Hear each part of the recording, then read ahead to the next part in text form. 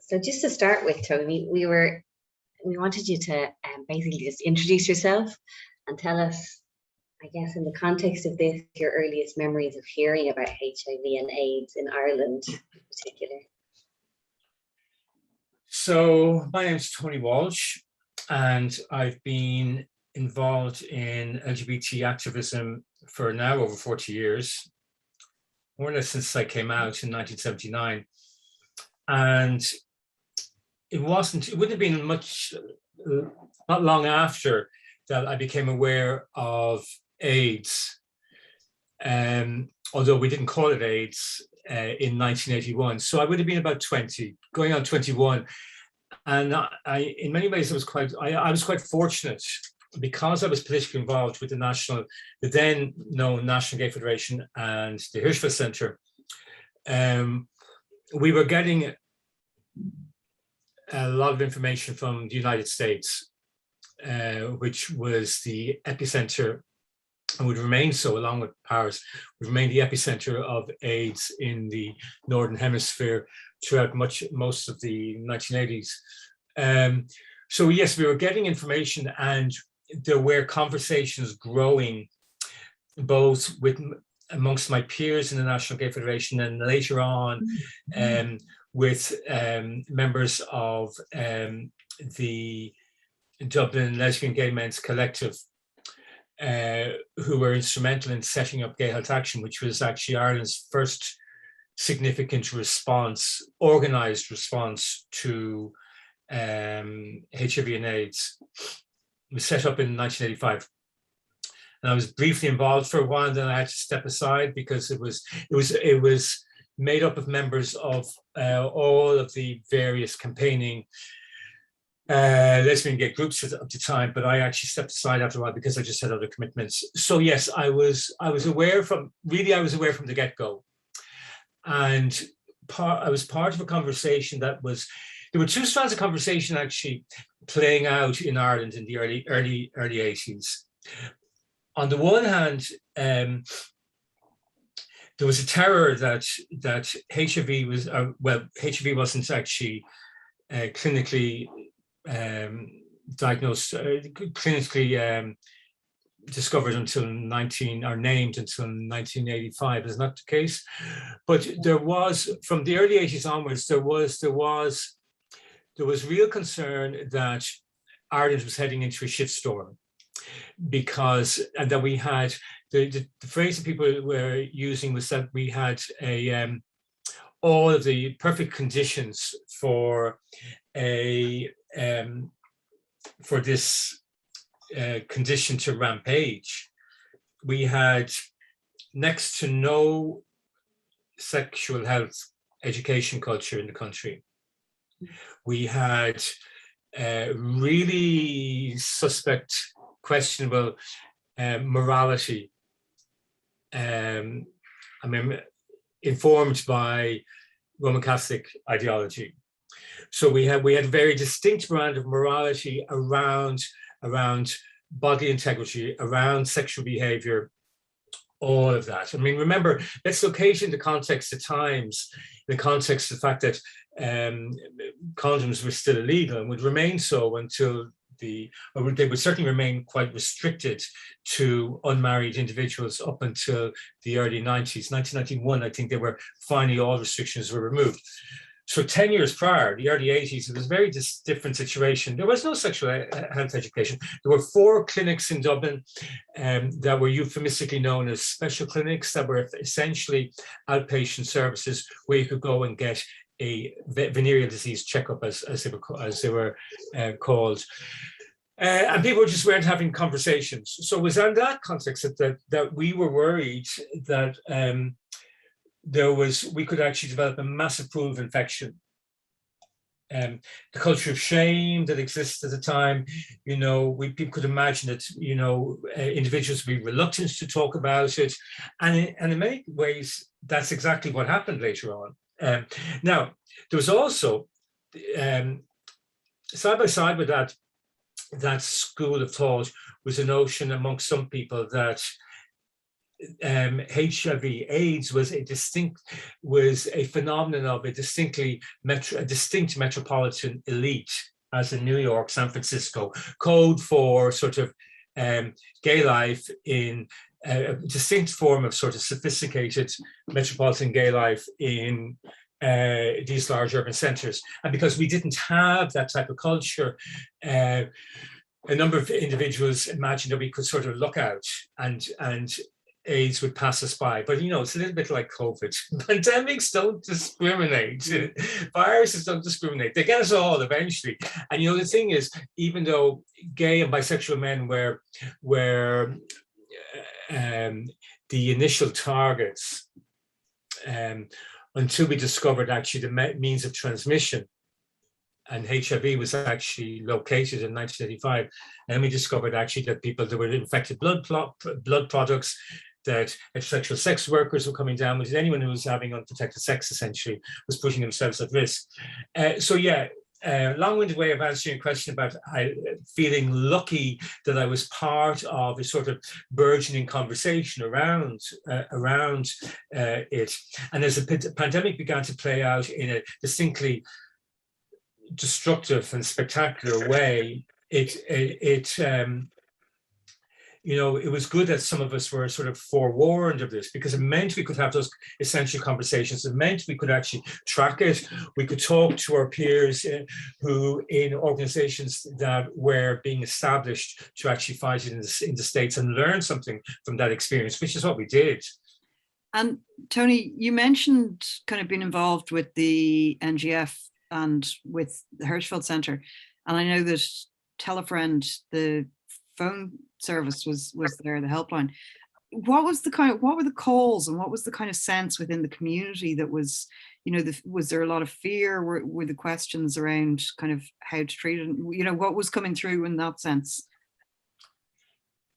Really,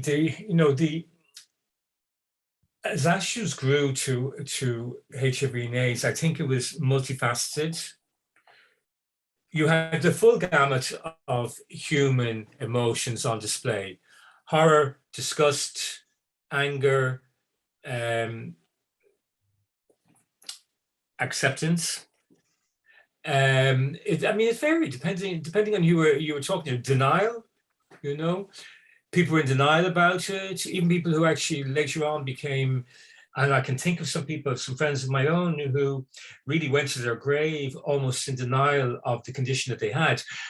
And that was because of the culture shame and taboo that very quickly attached to that. I mean, it's really interesting, you know, amongst all of the human zoonotic illnesses that we know, all the various viruses that have like caused major problems in society for like whatever, thousands of years, HIV is quite unique in the range of negative associations that have attached to it. And the main reason that's the case is because you just have to look at the early demographic. This is my thesis. The early demographics of infection were gay and bisexual men, sex workers, injecting drug users, and then hemophiliacs, obviously. Now, we leave the hemophiliacs out of the equation because, of course, they were always considered innocent victims. Note the language terminology that was being used. But though the three earlier targets I mentioned, if you think about it, all come with suffused with a cloud of criminality, transgressiveness, taboo. And that very quickly attached itself to it. On top of the fact that, you know, again, go back to what I mentioned earlier on, my opening statement about locating HIV in the context of a culture where we were prone to body shame, sex shame, all of that. So yes, there was a lot of denial amongst people. There was also, certainly amongst all of my activist friends, a determination to do something to survive, to basically try and fight this, and to throw all of the resources we could at it. But you know what?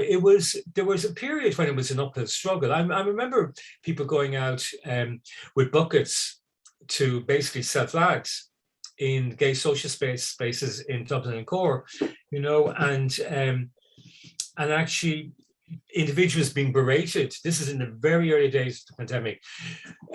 People not so much being ostracized, but you know, one step away from being vilified. And the other thing too is like, HIV brought attention to us in a way that was uncomfortable for some gay men, because it was just at that point where, certainly in an Irish context, the LGBT civil rights movement is, whatever, barely 10 years old. It's in its infancy, and you've got all of that exuberance and excitement and optimism and hope and imagination has just been flattened by the emerging by the emerging pandemic.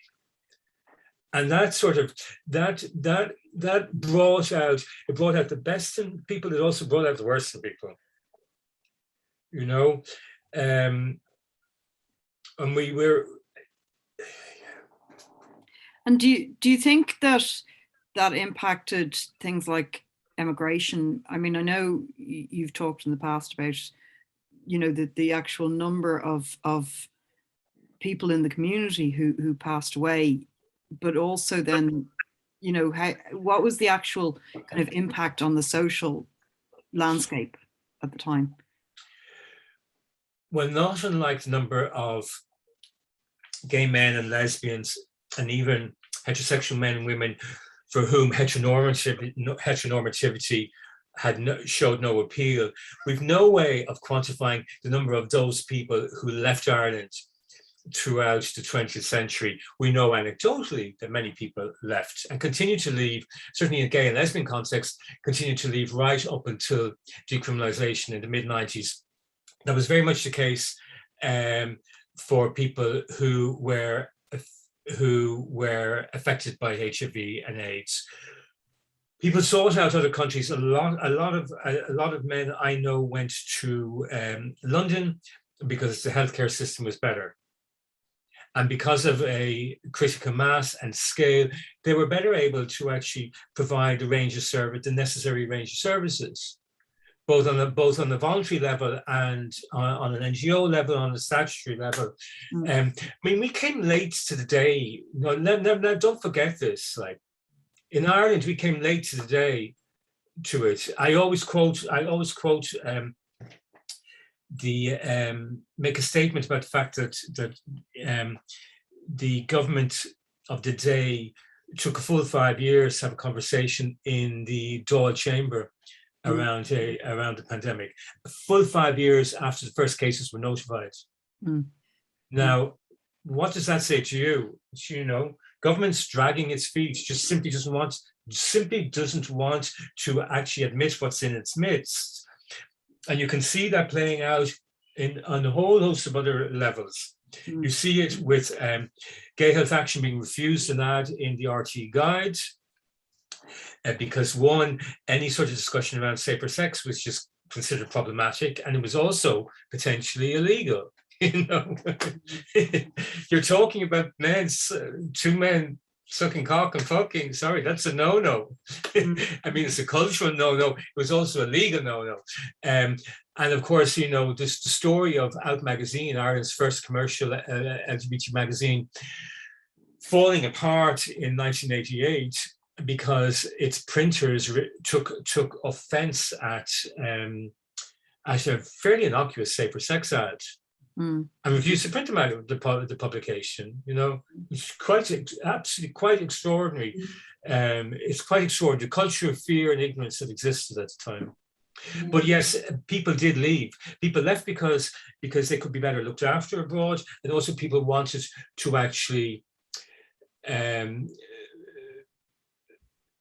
people wanted to be cared for and ultimately die away from the devastating culture of shame and stigma that particularly existed in Ireland around HIV and AIDS.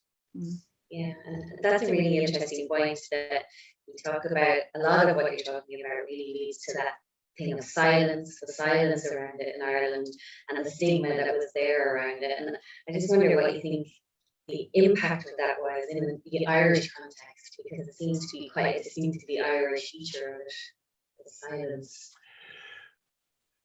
Well, the impact of it, I mean, on a practical level, one example that comes to mind is Gay Health Action's second information leaflet.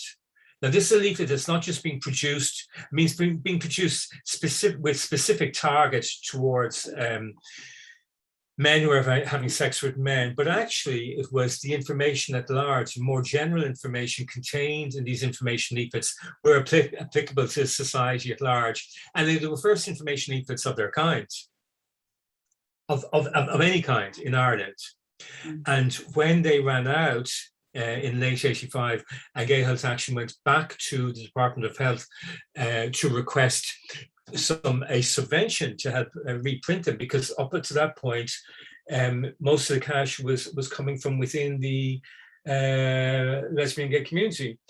The Attorney General advised the Department of Health not to actually fund a reprint because it would be considered, it would be seen to condone criminal activity. And that you hear that a lot at the time. Statutory bodies and even organizations in civil society using the very existence of the old Victorian British legislation that criminalized gay male sexuality, using the existence of the law, first of all, as a fig leaf to cover their, barely cover their homophobia and their bigotry and their prejudice, but also to legitimize their lack of engagement. Just simply not be involved. This is a problem for the gays. This is a problem for marginalized inner city working class communities who already have been fucked over. You don't just let them deal with their own problems. That was the prevailing attitude among some people, you know.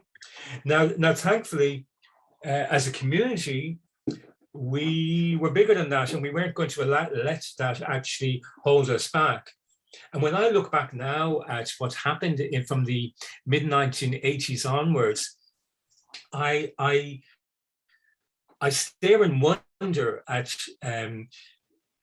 how extraordinary the LGBT community was in Ireland in terms of resourcing its survival in the face of shocking lack of engagement by civil society and statutory bodies, resourcing its survival and bit by bit, developing a culture of compassion and acceptance and understanding towards people who were affected by this awful condition. And also going out and doing things that really was in the gift of government and should have. And you know, I'm at some point, I want the government, and I will find a way to force the government to actually acknowledge its shame and its dereliction of duty during that period. It's dereliction of duty when something like Dr. Fiona Mulcahy and her fabulous peers setting up Ireland's first AIDS ward in Hospital 5 in St. James's and the Guy Clinic underneath, taking genitourinary medicine out of the dark ages and actually giving it a whole different concept. And they were struggling just to do things like get blankets for individuals. We had people who were, as soon as their employers found out that they had AIDS, especially if you displayed all of the superficial aspects of full-blown AIDS, like KS lesions or whatever, or sort of that gaunt skeletal figure, people were sacked from their jobs. Because there's no anti-discrimination legislation in place. They're sacked from their jobs, and they relied on the lesbian gay community to actually help them pay for their rent, stop themselves from being kicked out of their houses, to actually buy food, to heat their houses and everything. You know, those stories really, I mean, we're beginning to hear more and more about them, but they're not really in the public domain, and they're not. I don't think we have sufficient level of regard and appreciation for the lengths to which people went to try and help our friends and lovers and other people who were dying awful deaths. Yeah, and I mean that feeds into this idea that the silence that was around it, the phenomenal work that the LGBT community did, and yet still anyone who wasn't necessarily part of that at the time are unaware of how huge the impact of AIDS was in Ireland. You know, that silence feeds into that, and there's so much hidden history because of that. These people that have done all this work. Absolutely, Judith. And you know that silence you talk about, you know, we still see it in play. And the perfect example of that is, you know, ask yourself, do a list of the sort of cultural responses to the pandemic in Ireland over the last 30 years, but particularly that the first 10 years of the pandemic. Try and actually call up all of the significant cultural responses to the pandemic. And I guarantee you'll probably end up with less than two hands. You know, there's Alan Gilson's Stories from the Silence. There's Ger Philpott's memoir. There's that other memoir from that injecting drug users. What is his name? I've just forgotten his name. There's Mary Shannon's The Names Project, the Quilts. There's Bill Hughes did something, the film director and producer. But and I can't remember the others. Oh, there's Comto Beans, the Blackwater Lightship. But what I'm trying to say here is that there's been a paucity of cultural responses then and now. There's been a paucity of cultural responses to the pandemic for all of the reasons that I've just mentioned and for what you just outlined. That silence that you talk about has dampened down and has made us reluctant to really dive in and engage with the shocking wanton destruction that happened, the loss of life, the ruined lives, the hurt and anguish of the living. You know, we still don't talk about how people survived. I mean, I think, you know, we could, and here's something too, I think we need to be mindful of as well. In any sort of consideration, you know, of the historicity of historiography of the pandemic. I'm always cautious about not tipping the conversation over into victimhood. Because I think, yes, we have to acknowledge that people died awful deaths, sometimes alone, marginalized or excluded by their families, whatever. Others were lucky enough to actually find their tribes and to be looked after by their tribes or their friends at large. But we also need, at some point, we need to talk about how people got through that period, how people survived. You know, because actually that also brings with it some consideration of the enduring distress and hurt and sadness and alienation and grief and anger, the full gamut of emotions that descended on us as we tried to make sense of what we were going through, as we tried to sort of develop coping mechanisms, as we tried to develop as a community, how we developed survival strategies to get through it. Even to help people who were HIV positive to get through it, to get to the point that maybe they were lucky enough to actually last until 1996 when antiretroviral therapies arrived, or even just to help ourselves. And as you both know, it's one of my motivating reasons for wanting to see the government build an AIDS memorial in Ireland. I think we have to acknowledge how people survived. It's really, really important. Well, because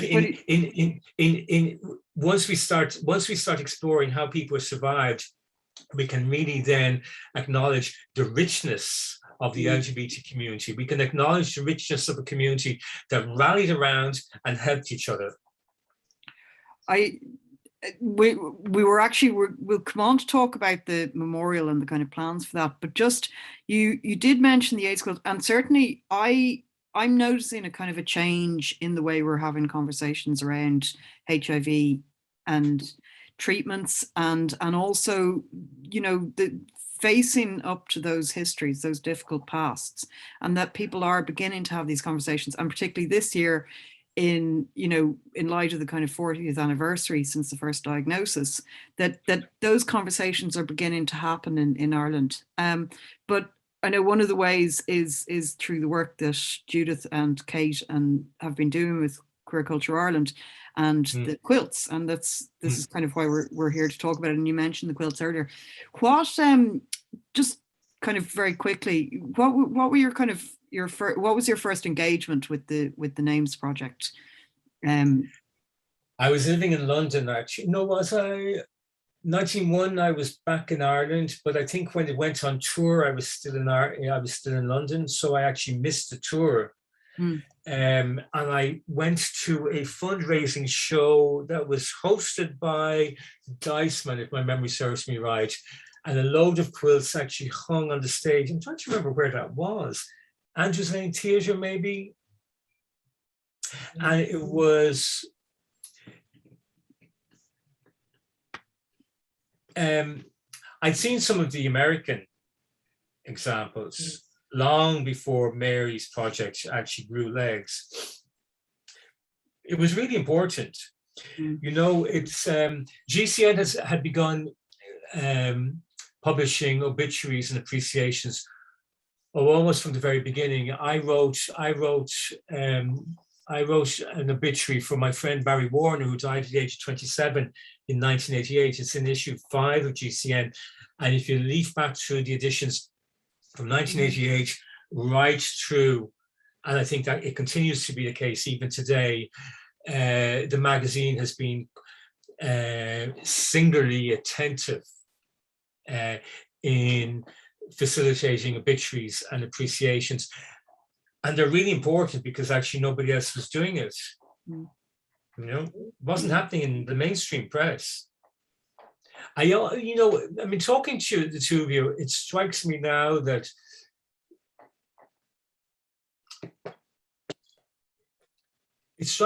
actually there was a whole section in Irish society just simply was unaware, for whatever reason, was just unaware of the trauma that we were experiencing.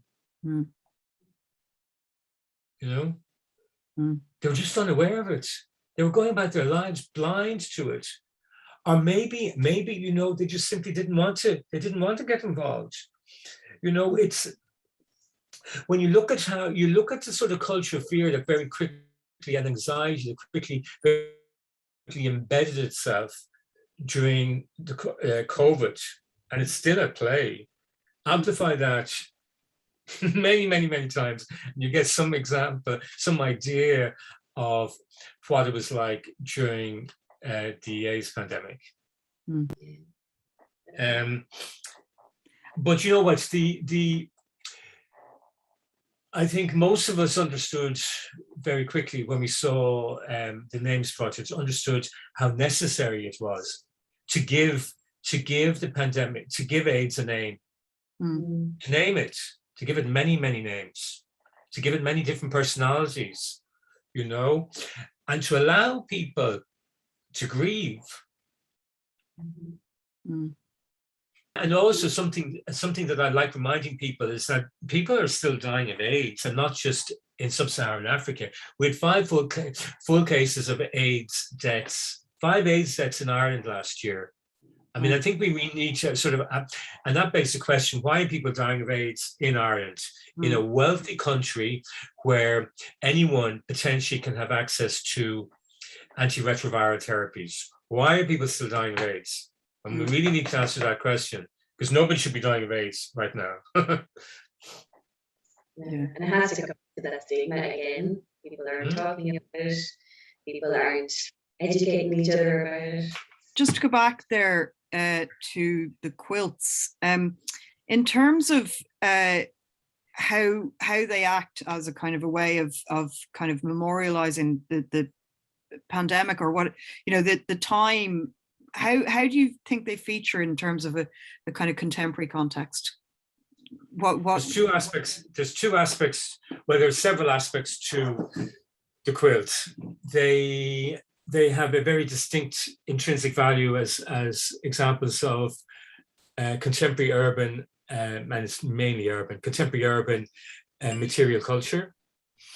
They are essential signifiers of loss, of remembrance.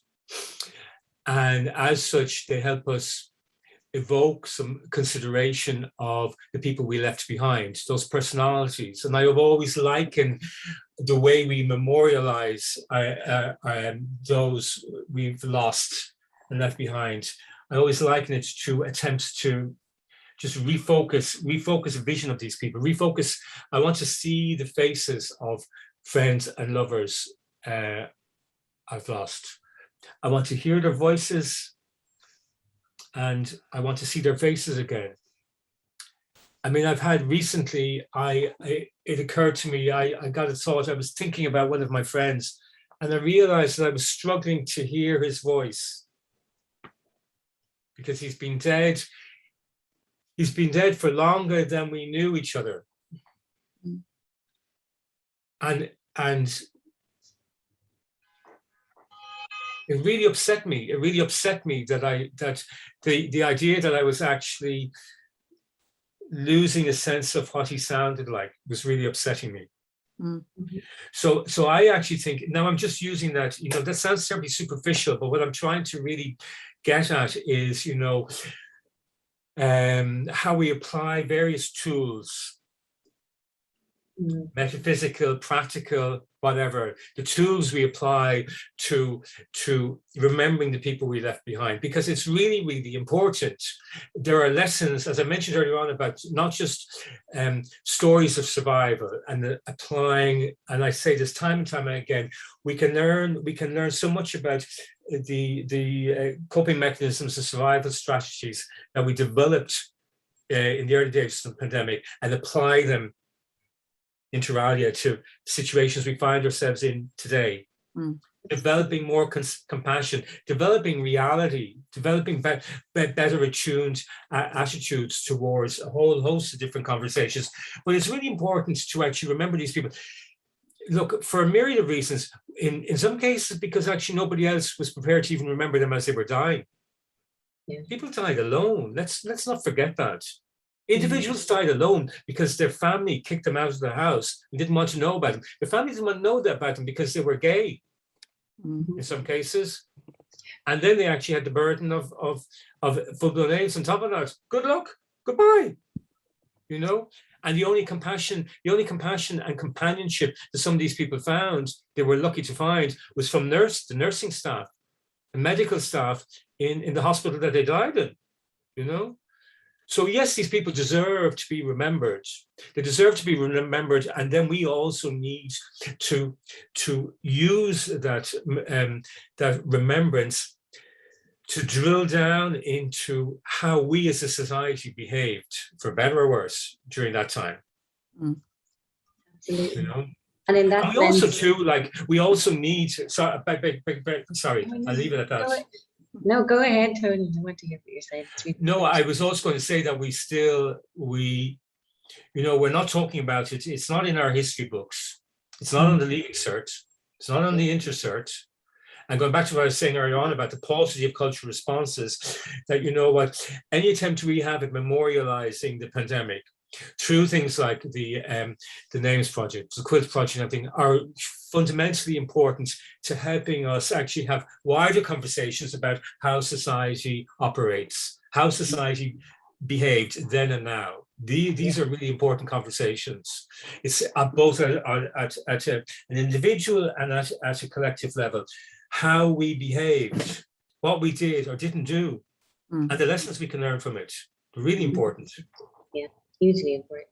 And I guess on that note, then, if you're looking at the quilts now and what we can do to, as vectors of that memory and vectors of that need to break the silence, what do you think is the best course of action for them? Do we continue to display them? Do we look at preservation? What way would you like to see them approached as iconic pieces from our community? I'd love to see them once they're digitalized. I'd love to see digital copies of them collated into either a monograph, into another exhibition, are made accessible in a way that the actual physical quilt isn't. In the quilt in the United States is something like 80 kilometers long, even longer, I think, at this stage. 80 kilometers, think about it. It's so enormous that you're never going to see it in its entirety. You'll never see all of the Irish quilts panels, all of them together. You will never see all of them in their entirety in physical form. And of course, and I also think too, it's not necessary. I mean, I think, yes, there should be more attempts to actually make them as accessible as possible to people or give them a permanent home. Somewhere I think is really important, where then some of them are actually, they rotate, and there might be like half a dozen panels or 2 or 3, because of course it's fragile. They're, you know, they're in many cases they're light sensitive, they're humidity factors, so they have to be preserved. But I do think that, you know, and this is the historian in me, I do think that, you know, making something like the quilt accessible is also about, ultimately it's about educating people. It's about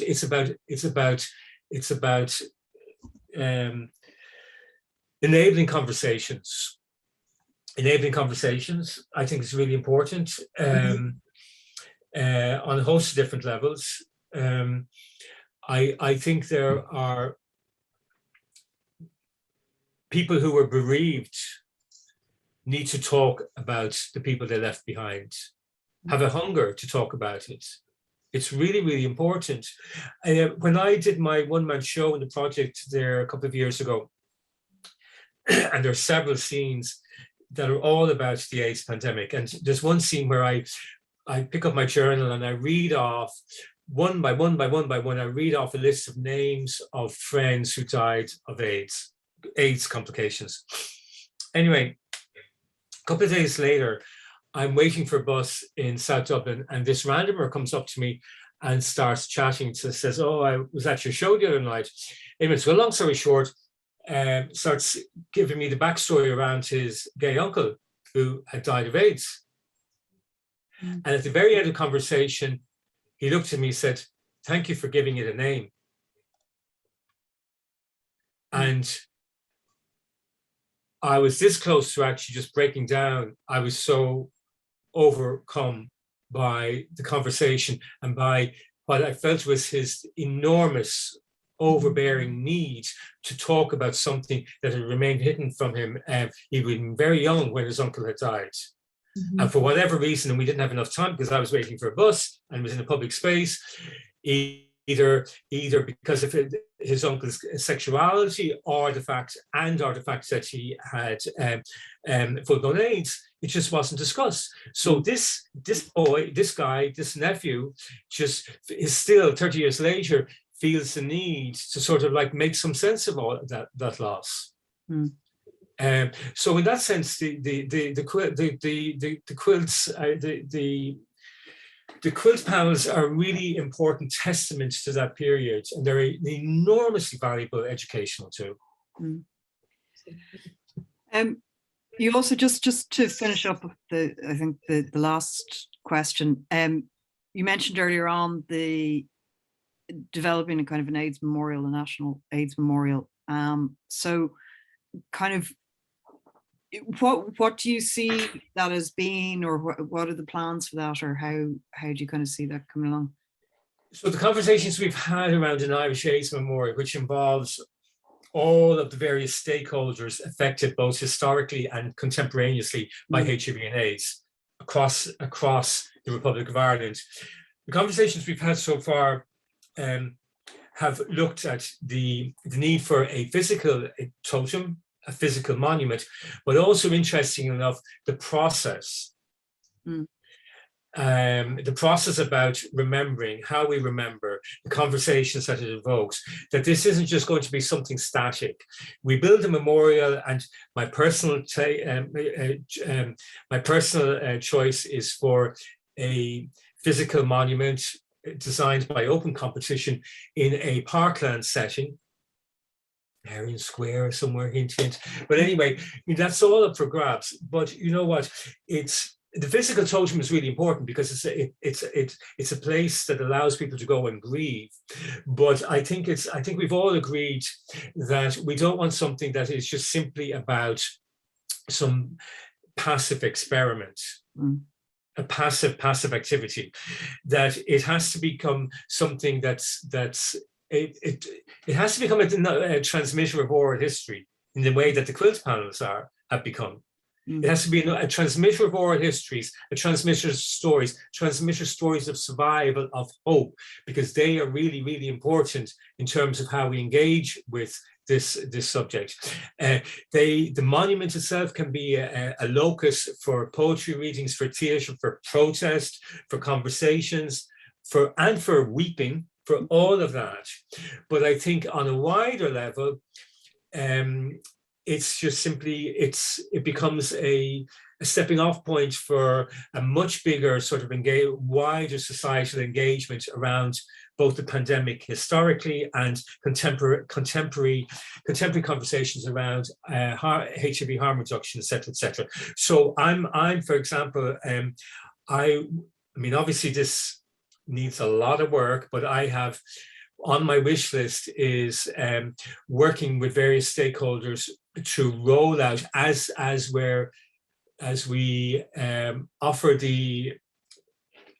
put the design of the monument into an open competition, which might take several years, probably will take several years. During that process, I'd like to see a nationwide transition year schools art competition. Mm. And we asked transition year students around, and this would be properly funded. It would involve many, many different stakeholders and agencies, that we would actually ask 15-year-olds to imagine what an AIDS memorial would look like. And then to actually get conversations going in secondary schools around addressing the pandemic historically, and hoping that will feed into current considerations around what are we doing around harm reduction? Are we having proper conversations around HIV right now? Mm. Yeah. And then gather the best of that art into an exhibition, probably a catalogue as well. So I think there's a whole host of different things. It's not just about the physical monument. That's really, really important. I think we actually have to have that. And again, going back to what I was saying earlier on, I also, I mean, we can actually attach a whole load of different values to and imperatives to a physical monument. But I also want one, as I said earlier on, to remind the government of its dereliction of duty back in the 1980s, and also inter alia, also remind the current government of its duty of care in addressing the fact that we don't have sexual health education strategies fit for purpose. Tonie, thanks very much. It's been really, really good to hear you talk, and great way to remember. So thank you very much. Such an important conversation. Thanks. Thank you so much, Tonie.